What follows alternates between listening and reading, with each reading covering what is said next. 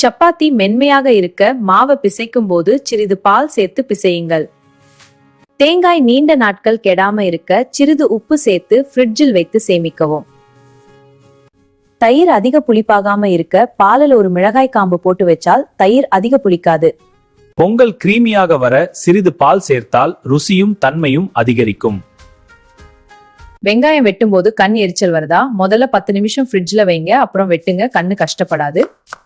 பனீர் கல்லா இருக்குன்னா கவலை வேண்டாம். சூடான நீர்ல சில நிமிஷம் ஊற வச்சா மென்மையாக்கிடும். வேக வச்ச முட்டை சீக்கிரம் உரியணும்னா குளிர்ந்த நீர்ல 5 நிமிஷம் ஊற வச்சுக்கோங்க. ரொம்ப ஈஸியா உரியுமா?